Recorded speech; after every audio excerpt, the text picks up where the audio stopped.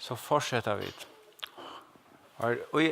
Och i uppbyggningen av fjällapraktikerna så har vi varit jag nu det ser jag känner jag lär sig någon. Allt har hött det, allt vänder överåt. Så för jag lägger på om nu det som Jesus talar om han säger sannliga sidan om är inte rättvist det är mätare en rättvist för sig någon. Så släpper sig in i himmelriket och det är fullkomligt att chockera av det som lustar efter.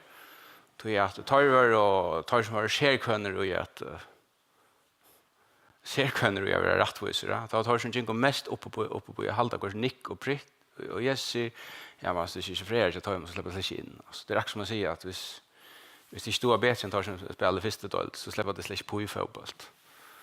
Alltså hade grundläge för blå fatta i anta men jag tänkte lucka läsa i havna så att han att så färd in till hur han rättvisen han säger hon ska utdömas hur hon ska främjas i dagliga delarna i havna lilla parafras som kommer på sjön av bibelversen ja som är de här versen i åren och ta Jesus säger det så att en parafras är en undersökning så ser man om att vi är någon åren liksom för att göra mer skillet och ta blir också mer skillet men det är också helt säkert också plus sagt att lysen skaft okej så det är inte bibeln och jag helt funnit på att det själv att det kommer från bibelversen han säger också inte att är kommer för att undergräva att han auktoritet som skrifterna i gamla testamentet har och ta alls inte lov Moses är inte kommer för att sätta att det är gilte men för att avrika det som tar alla pojkar och fram emot oss. Sannliga säger till kon att loven nyer och i sina minst och stäkloter är lika vidvärande som himmelen gör och skall aldrig missa sin tydning. Tvärstur möte så skall det allt göras verlöjt vid ögonen mot versk. Så om näkar han för ett av som minst och bovon som värda utan tydning och lär andra att bagatellisera det så är han en övervärdig ombudsmäver för rydgods. Men om ankor teker dig i allvara och i år och värste så ska han vara en sannor limor av rydgods i helvetet. Så det är öleväl sagt. Så det Jesus han säger det, han säger versen, han säger så, han säger till sannliga säger till in till himmel och gör förgänka skall inte minst bokstäver eller prickor av lovene förgänka förrän det allt har hänt. Så han så närläser det verset här att det är tvärträter i versen. Han säger intill himmel och gör förgänka och det betyder att om alla då i allt och ja för jag säger att det är vi människor det betyder allt och ja det betyder ångkant och ja det ska ångkant och så långt som folk är till förgänka men till att den förra träten den 17:e träten är för än det allt har hänt det är också vers i kapitel 5 så sannliga säger till kon intill himmel och gör förgänka alltså ångkant och ska inte minst bokstäver eller prickor i lovene förgänka för än det allt har hänt det året har hänt det är samma som du läser är sant det ständer ginge ut så det ständer om att detta hände för jag skrifter att jag skulle gänga ut som skriva era det säger bara till allt det som gamla testamentet är liksom sett upp skuld i hända och Jesus säger att oj mer så för allt det här att hända eller därför att gänga ut kommer i uppfyllning så till ut från tog att han säger jag sätter inte gilte är fullkom. Och så lägger jag den nästa bibeln om och för att den trea här. Om sanna och falska andlighet. Och här får jag läsa verserna från kapitel 6. 8-18. Och så det första versen av kapitel 6 i versen från det kvälles. Vi testar det, pröva det just.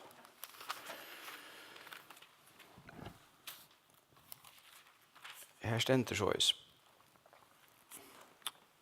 Värdet tyckon att det utan är inte rättvis tyckare för människan för att vi har satt av tajmon. Då så har du ånka lön till färgtyckare som i himlen är. Då är det ju allom så måste du inte låta blåsa livor ut här. Livor för det här.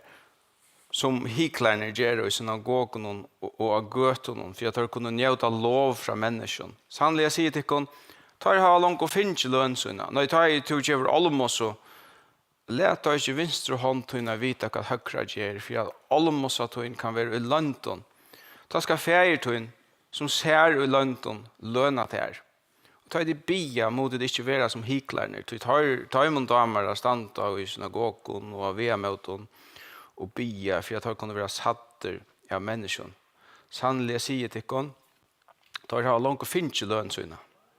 Men ta du bier, fær ta inn i kamertøyt, og let etter hortøyna, og bi til feiertøyen som i London. Ta skal feiertøyen som ser i London, lønna til.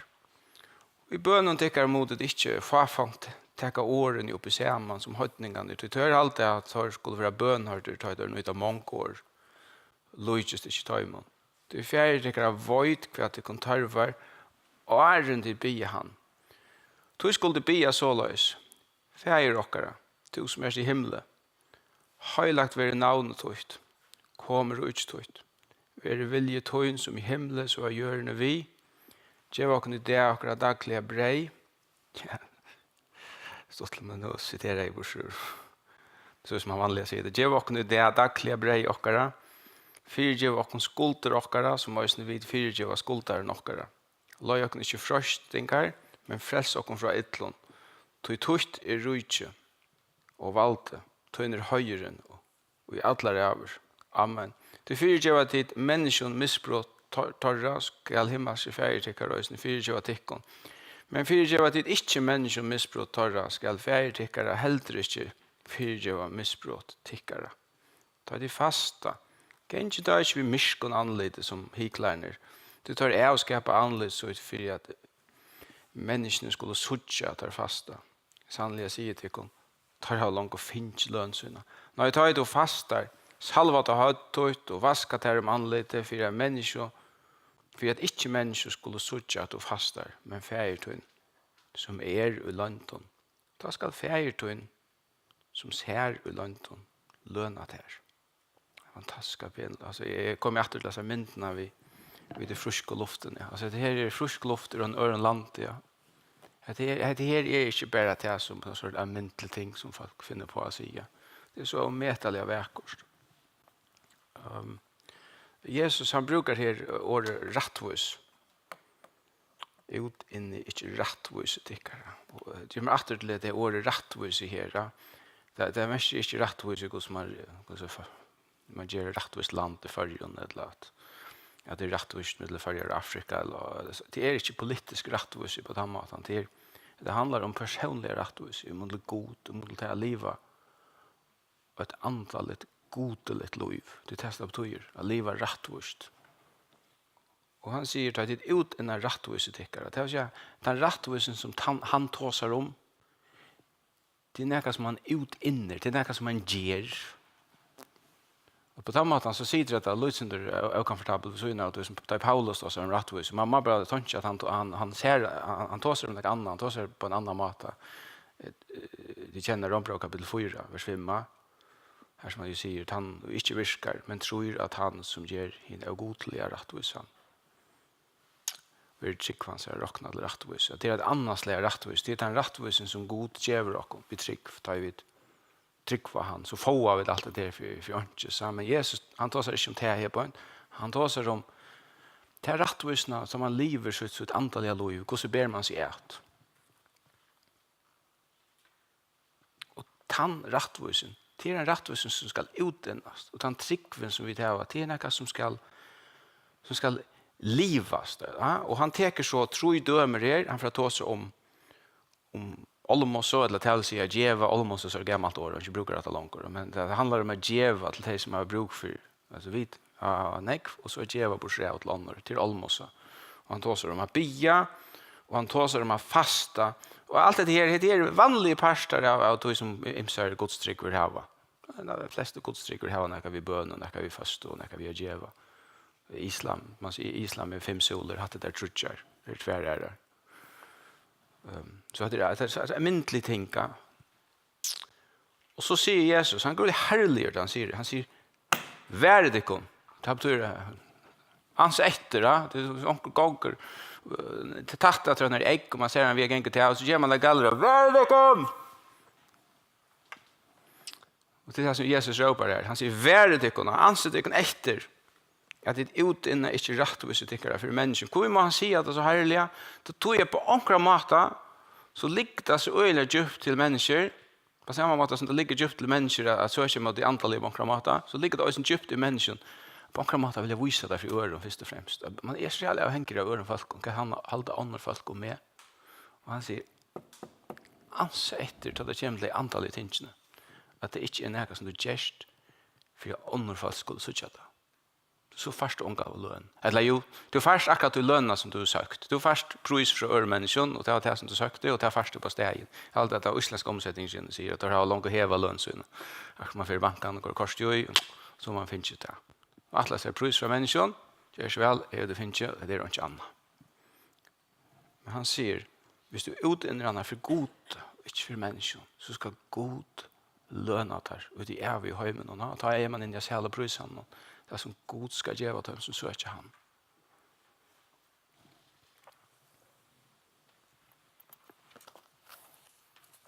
Ja, vi ska spida fram om er. Den första till han för att ta som heter är Jeva.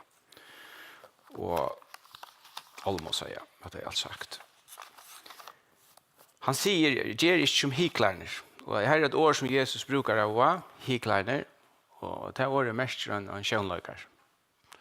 Det är så en som alltså visar sig fram för att vara åt, men han är det inte. Alltså det är en könlöka. Könlökare handlar om dalkarna i kardemomboinen och så är Sofia Moster så är det. Så tillötna så är det en bestämt kona Sofia Moster. Tillötna, men inte time för hemma. Och hiklar han är på andra maten. Tillötna och gång för sig så är han det här, men när han kommer från hem så är han också helt annan. Han är Sofia Moster mor. Till lötna så stod han här och visste fram att han var så jävla god och så här. Men när han kom hem så får han självor och nekmar god att det här är hans lätt. Det är en hiklar. Det är ett väldigt ljött år av en hiklar.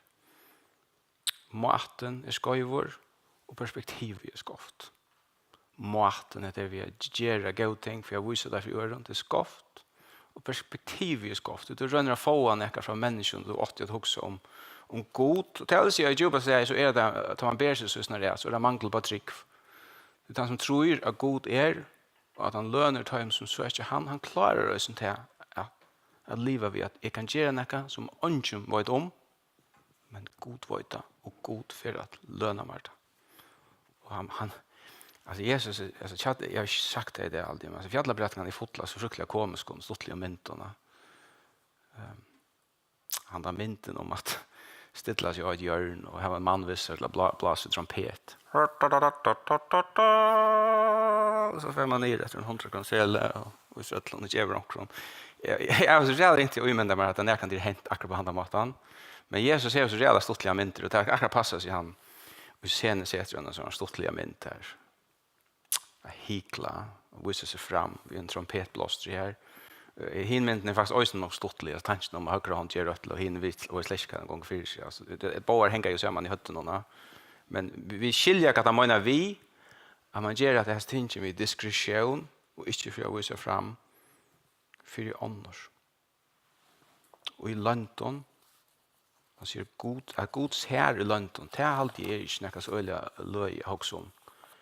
Men det är nog kommer back på neck folk så det lustar så han säger att så ska färden som är i London. Och det är något vi har god inte alltid skönlig. Han är i London. Det är det som tryck var som suttjar han. Annars är han i London. Han är oskönlig. Så är det till Bia. Han får från 5:e verset. Då är det Bia som mot det inte vara som hiklärner. Du tar man damer av stand till synagogen och via möten. Ja, Bia. Så tar kan vara satter av människan. Sannliga säger tar av långt och finns i lönsyn. Men tar du bier färda in i kamerat ut. Och blir till färden som är i London. Och att det här så teker han att komma stömme. Jag vet inte vad det har gjort. Men det här handlar ju inte om det att det är skaft att bia allmänt. Alltså, mest inte det att man inte bia möten med en skär. Det är inte det som handlar om. Det handlar om att om man bier att man inte gör det för att visa öron. Att det är en antal personer. Alltså tar man snackar vi omkring så snackar man vid en person. Men om det är ju inte upplevt om du snackar vi omkring så upplevde han snacka faktiskt han hickar på mer snackar vi med han faktiskt att några andra ska höra.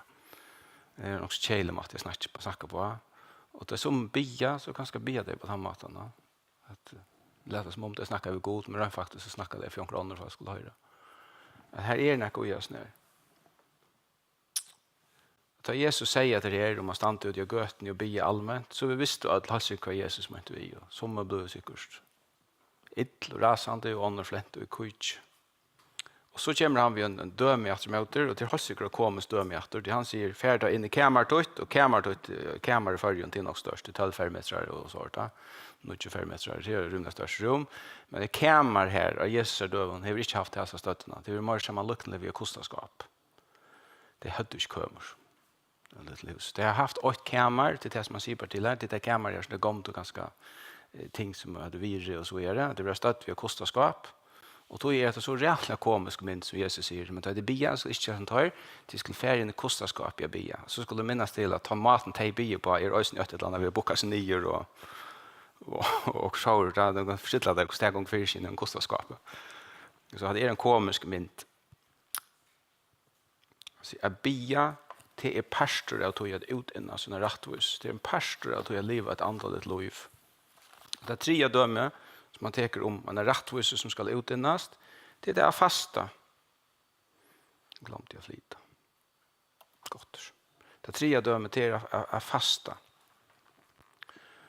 Och att det här, han för inte in och säger att han skulle det inte göra, men han rattar på att han säger det är spurning om mata som du gör det på, och det är spurning om motivationerna. Och det är fasta, säger han, ta i till fasta. Det är pastor av vanliga godstyrkan. Det är fasta vi först. Och att fasta, det är mest inte det är gänga svänkor för halsen är skilt. Det gör det som man följt. Det är alltid sunt för dig inte äta så ofta. Och så lever man om också. Det är det ganska tjuckor. Men det är inte det som Jesus menar vi. Han menar helt inte vi till att pyna sig själva. Nu har vi varit och skickligare när man vill pyna mig själva. Så så god på gården med att det är slätt det att lägga ut i. Det är fasta är näka vi att lägga mätleviks en atoi för att göra goda gator i stegen. Och det kan nästan bara lära sig att pröva det. När man blir svänkor så är man på höfstämta mat. Och man går upp till sin atoi. Och så är det övelse att då brukar vänta som tankarna med det god. Det är på en eller annan måte näka cirkelet eller näka hotungt vid att fasta.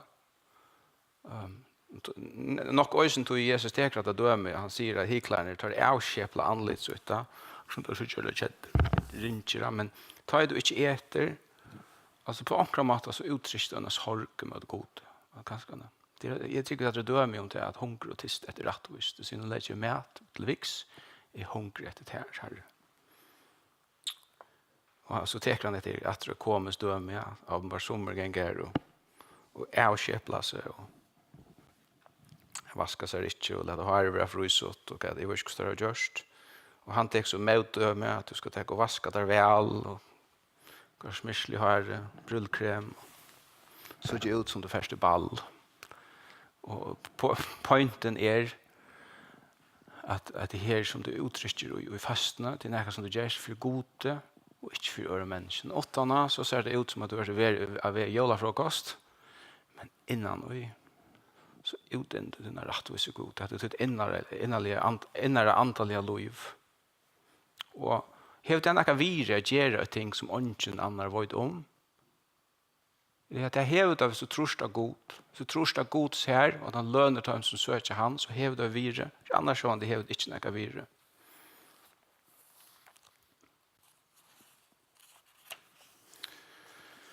Så att jag tacka för var i jag som är pastorus ner och för var ständer där från vers 9 och det är en först bön. Det är döme om man har bön. Ärastan när kom lärsvännerna till Jesus och då satte vi en lärarna bia och så kom han vid sin ser bönen. Hon har inte ordentligt samma skap alla stanna men också fast. Och kristna folk har om alla då i bruktarna som en fasta bön alltså ber han akkurat behandla maten kväll till morgonen så vidare. Det är mat jag brukar på. En annan lika tutningar med mat det är att hitch efter hur den bönen är och vad mat han ber på. Och så lära att hur göra samma hot. Och det första som du lägger mest till, då du hickar att färger var, hon heter färger okkara, det att det är en bön till en färger, till en pappa, så att man blir till god, så blir man till god, har han det hovet detta som han snackar om, att god är en pappa som går ur sin bön, god är en pappa som faktiskt var ju tingen i åren vid säga det, ja? Han är en pappa som är bättre än tar pappan som då man kommer och ber om att få mäta, så att man ska fast färdig med att han är bättre än en vanlig pappa. Han är en älskande färger. Och då man ber till han, så ber man inte bara mata man som att han vill inte ge åkon och man ska joka han. Han säger, vi är inte som höjtningarna, tar allt det och så bara säger, go, gemar, så brukar nekvar så få. Han säger, han går kämma man mat, han går vojt väl, det skulle bia till han som om att det var verkligen pappa och han atlas för att hjälpa dig. Och en annan mat som höjtningarna gör det är att man helter att god är ett på en mat kan avvarska god. Alltså på en mat är god en sån maskina, hvis vi gör så får jag det här från god i alla.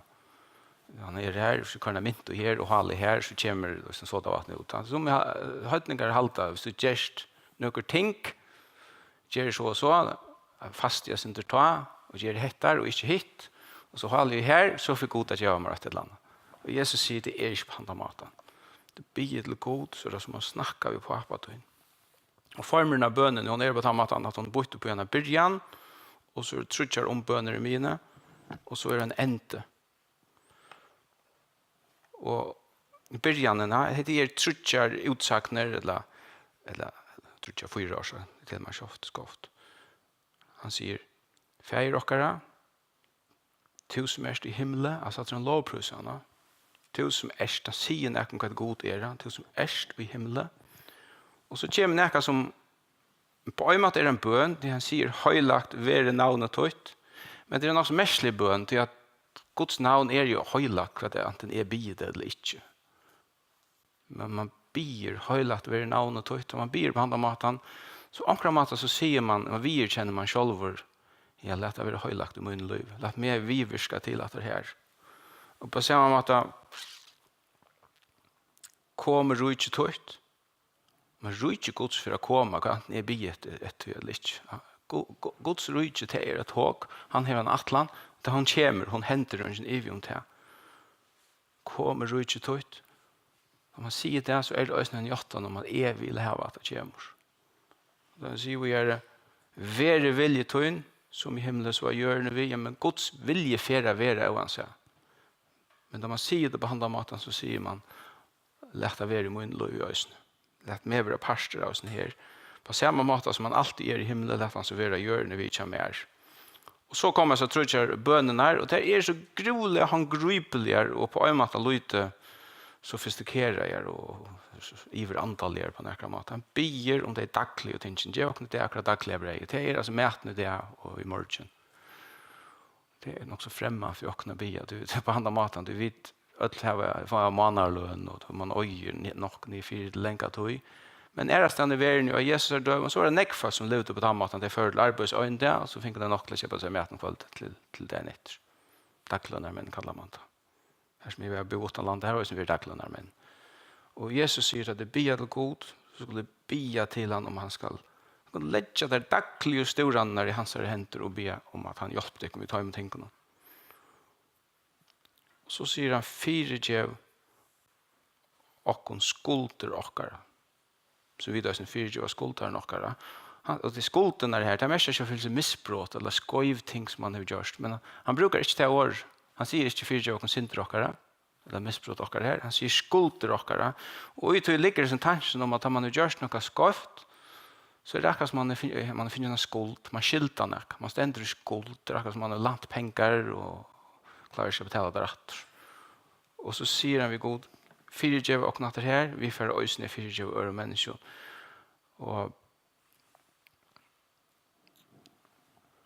det är inte löj att det här, så säger han så realest strammar att han åter. Men han säger, till fyregev att det människor missbrottar ska himma sig färdigare, fyregev att det kom vi. Men fyregev att det inte människor missbrottar ska färdigare, heller inte fyregev missbrottar. Det säger Herren Jesus. Gås akkurat heldre det här upp med att det ständer att du vill bära fyrtjøven vi trygg og ja, be om fyrtjøven. Det var ikke akkurat, men jeg trygg vi det mest at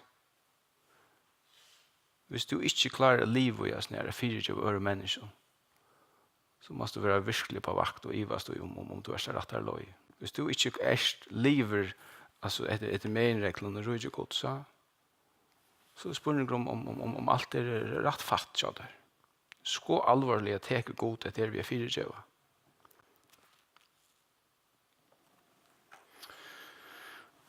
Så her han sier til 3 bønnene. Han sier, «Løy okken ikke frøstingar, men frels okken fra de ytla.» Og at det andre bønnen er jo plavan jeg falt. Det er så for det også, men hvor skal man bia god om at det her? Så løyer han i frøstingar. Men det er en feilslutning. Det som man sier ved konen sin, elskar meg, for ångande fra meg, så mener man ikke å la vite at hun råkner vi. Først alltid elskar meg, eller man mener ikke vite at så først sikkert ikke eller også. Man kan gå si så, utan å huske det øvete. God løyer ikke frøstingar, men vet at det at i løyven så kommer vi til frøstingar. Og tanken han øyra for skrettjøkene sinter. Jeg kan komme frøstingar, jeg kan fettla. Hver skal jeg fære vidt i øttan, jeg skal fære til god ved han. Be han om å hjelpe meg, vet du. Be han om å løye meg fram, åttan om frøstingarna, forbyt der. Og frelsa meg, bjerga meg fra til ønta. Så ender han bønnen at jeg tog til rujtje, valgte i høyren, og alle ræver. Amen.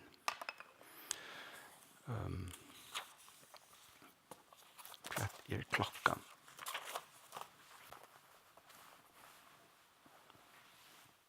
Ja, det har han løtt å trøtte. Kapittel 6.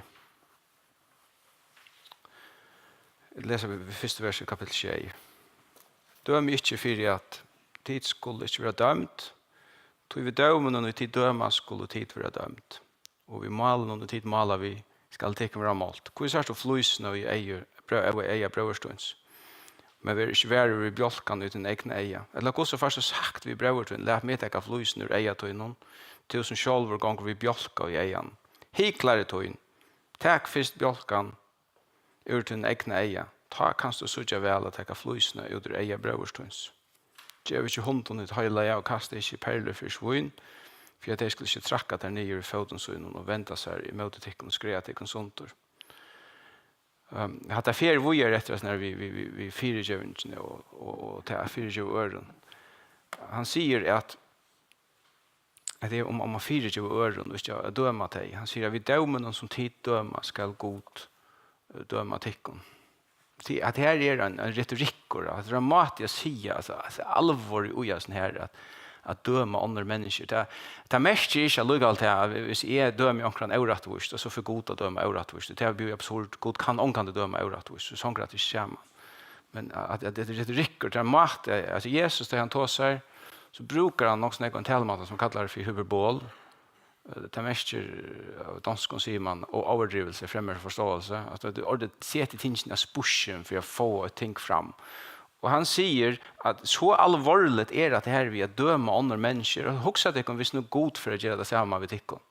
Hvis han for å døma, så får man det samme etter høttene, på den måten han lyst at det er bumeranka, hvis det er på den måten man slår ikke der av sted, og så kommer det etter, i teknefilmen kommer det alltid etter høttet, det er jo ikke det kommer virkelig, men Jakobs brev kapitel 2, vers 13, som jeg siterer i 4, sier at dømeren er hun miskunnaleser som ikke er vist miskunn, men miskunn stod djerv opp i møte dømeren. Og så teker Jesus å komme støme etter det. At onkere finnes en fløys i eia, og det vet man at man finnes en fløys i eia. Man blir glad hjelperleiser, vi baven seg prøvd, så ser man ikke med ører, men at leveren handler bare om eia til løtene. Man får ikke gjørst, og man må ofte få onkere, det er ikke så ofte jeg hjelper noen, ha lite ger och så få ett tur att rejarna man vill bruk för hjälpa så ser han för sig den situationen här eller malar upp en situation och nu finns en flus i ja så kommer en annan och bjöd sig till att hjälpa och han är alltså en planka i igen på täska för att hela så det är ju känt alltså och så hur ska du kunna hjälpa öron hvis du först finns din egen ting på plats hur ska du kunna säga om att om at onker ger okkur skoft eller kritiserer onkran hvis du ikke først har først kritikk ved deg selv. Det er ikke det Jesus sier at man onkan skal døma. Hvis du bare leser resten av evangelien, så er det negg dømer om det at han sier man skal døma. Han sier at man skal døma om det betyr at hoksa. Det stender ikke i evangelien når man skal ta høttia og kasta det bort og ikke hoksa. Han sier døme som om vittlærerne. Han sier av avvoksen torra skulle de kjenne torra. Det vil si at man hikker etter dømen. Man gjør seg sånne meting av tog. Man dømer om. Og han sier i Matteus kapitel 18 at det er brøver til en sinter. Han sier, fær og hev et hånd. Og det stender også i brøvene at du skal hava et. Altså, det er du sørst, noen skøyting. Du skal hava, akkurat i årens stand, at du skal hava et. Men det her verset her, det handler om på hva måte man gjør det. At hvis man fer rette på ånder eller kritiserer ånder, så må man gjøre det vi nøye en selvkritikk først, og nøye en empati. Det er ikke engang å pøyke etter øren, ta i like alvor som tenker galen i meg selv av ørens le. Så er man akkurat som en som kommer i en plank i egen og skal bjøve seg til å hjelpe omkring. Det er noen som ringte at jeg får en fløys ut i egen. Og samme måte, han hever også til øynene luktene sier om ikke kaste perler for svin. På omkring måte handler det om at om man ikke spytler kritikk på de som i behøves i stand til å tenke med utrån. Han sier, perlene det er noe godt, og vi er ikke mye. Han sier, det kastet du ikke for svin, så trekker det bare ned. Så er det noe vi at du vurderer hvor i behøver kan sette pris på en sånn kritikk. Det handler om at man må ikke strujast av neiva vi andre folk. Ja, så hadde vi det. Vi hadde i for enda vi at lese det vi tog til. På sista kapittel i Fjallarbrødtekene.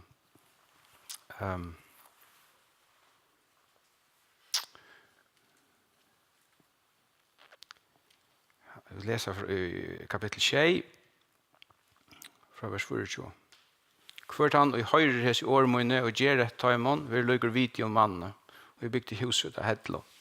Og gravregne kom, og eierne vokste, og vindene blåste og rakt etter hus, men det fall ikke til at det var grunn av Hedlo.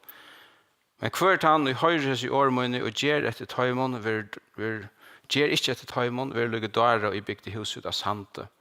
Gravregnen kom, og eierne vokste, og vindene blåste og rakt etter hus, og det fall, og fallet var størst. Da Jesus ender sånne fjallatala, så ender han ved å si, nå har vi sagt ikke noen ting. Nå er spørsmålet om det lust etter og akta. Og han sier at det er ved å lagna, hun avhanger av om tid lust etter og akta, og gjøre det som jeg sier, trygg hva du. Han som ikke gjør etter sin herre, det er svært til en som bygger huset av sand, og han som gjør etter det, det er en som bygger av Hedlo. Og den mynten som han brukar her, hun kommer ur Arabia, ur Torren London, her som du hever øker som tattna opp, her som eier av runde, så tattna det opp, det rekna seg selv, men så omkom du rekna det. Og så kan et øke fytlas at ved vatten, ja. Og det er fløte øke, når man kallar det vati i arabskon. Det her damer folk vel å bygge hus, det her er sånne vattnen rundt, hyggelig til bygva og så videre. Det er godt sted å bygva, inntil det får regna. Så knapplig, så kommer det vattnet og stormant.